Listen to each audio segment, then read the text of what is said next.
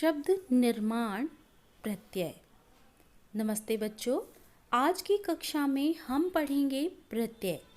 पिछली कक्षाओं में हमने प्रत्यय पढ़ लिया था। आज हम प्रत्यय दोहरा रहे हैं। पिछली कक्षा में उपसर्ग भी पढ़ा था, आज हम प्रत्यय पढ़ रहे हैं। सबसे पहले प्रत्यय की परिभाषा जानेंगे।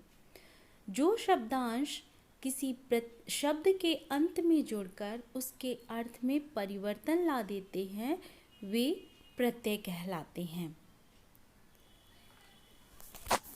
जैसे चंचल और चंचलता। चंचल मूल शब्द है और चंचलता प्रत्यय जोड़कर बनाया गया है।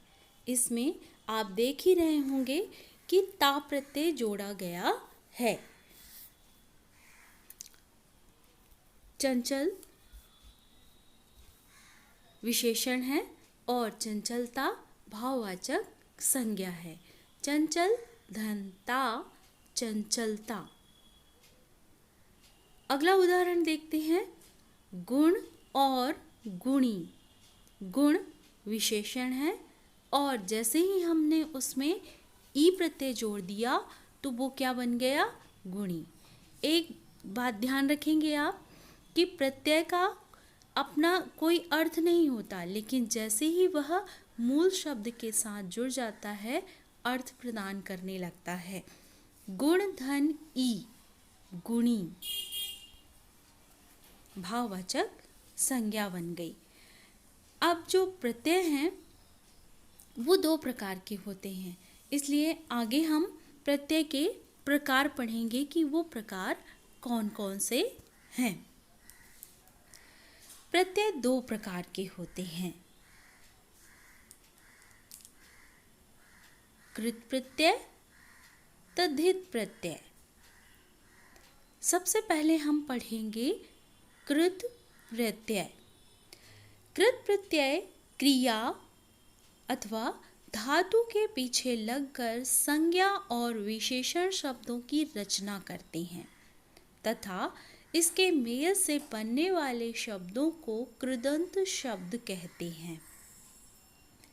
अब क्रिया आप जानते ही हैं कि जिस शब्द से किसी काम का करना या होना पाया जाता है, तो क्रिया का जो मूल रूप है उस मूल रूप में जब हम प्रत्यय जोड़ देते हैं तो नई क्रिया का शब्द बन जाता है।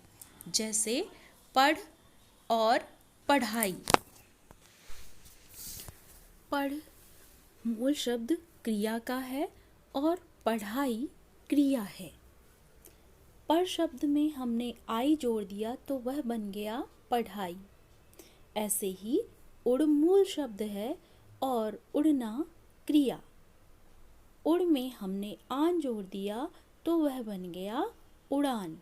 इस प्रकार से आई और आन कृत प्रत्यय कहलाते हैं। अब हम समझेंगे तद्धित प्रत्यय।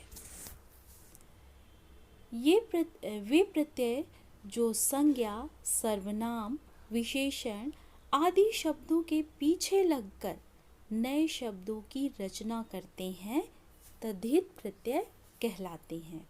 जैसे लड़का और लड़कपन।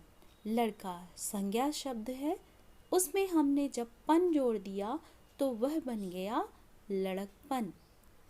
लघु। लघु विशेषण शब्द है और जब हमने इसमें प्रत्यय जोड़ दिया तो वह बन गया लघुता। इस प्रकार से पन और ता आपका तद्धित प्रत्यय कहलाता है। तो इस प्रकार से आप समझ ही गए होंगे कि प्रत्यय क्या है और इसे कैसे पहचान